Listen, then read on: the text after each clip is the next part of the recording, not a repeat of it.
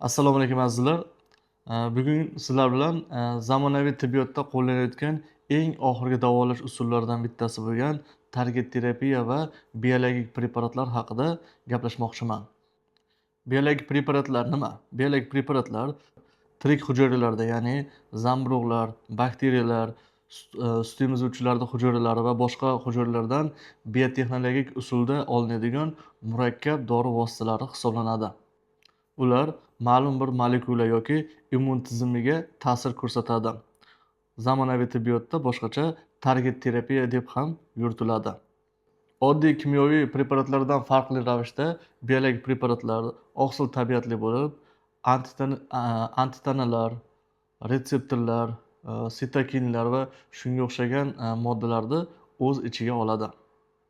Biologik preparatlar tarixi 1922-yilda insulinni klinik amaliyotga qo'llanishidan boshlangan.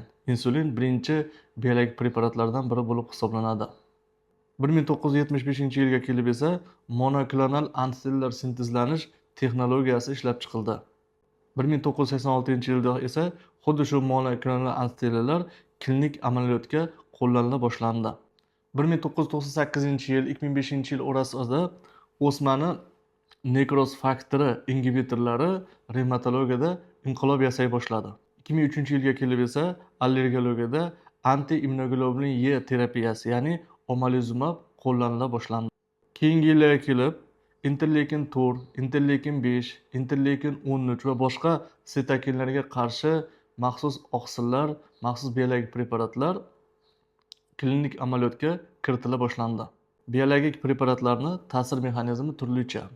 Allergik yoki autoimmun kasalliklarda ma'lum bir sitokinlar, oqsillar, fermentlar yoki hujayralar ko'payib ketib, ma'lum bir kasallikni klinik belgilarini paydo qiladi. Biologik preparatlar esa yuqoridagi moddalarni, oqsillarni, hujayralarni bloklaydi yoki retseptorlariga ta'sir ko'rsatadi. Buning natijasida kasallikni kechuvi to'xtaydi yoki sekinlashadi. Ya'ni biologik preparatlar kasallikni o'zi emas, kechayotgan immun mexanizmni bloklashga, to'xtatishga qaratilgan davolash usulidir. Biologik preparatlar meditsinada juda ko'p qo'llaniladi. Allergologiya, dermatologiya, pulmonologiya, revmatologiya, nefrologiya, nevrologiya, oftalmologiya, onkologiya va boshqa juda ko'plab meditsinani tibbiyot yo'nalishlarida keng qo'llaniladi. Biologik preparatlar allergologiyada atopik dermatit, bronxial astma, to'rvoq, burunda surunkali polipoz rinosinusitlari va boshqalarni davolashda keng qo'llaniladi. Atopik dermatitda dupilumab eng ko'p qo'llaniladigan biologik preparatdir. Bundan tashqari atopik dermatitda tralonikumab, lebrikizumab, nemolizumab ko'p qo'llaniladi. Ayniqsa nemolizumab qichishishda juda samarali hisoblanadi. Bronxial astma kasalligi davosida esa omalizumab, mepolizumab, benralizumab, reslizumab, dubilumab kabi biologik preparatlar keng qo'llaniladi.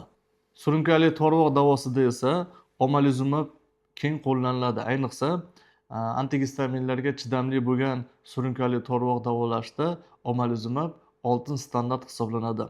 Agar omalizumab surunkali to'rvoq davosida yordam bermasa, siklosporinlar haqida o'ylab ko'riladi. Surunkali polipoz rinosinusitllarda esa omalizumab, dupilumab, mepolizumab kabi biologik preparatlar keng qo'llaniladi.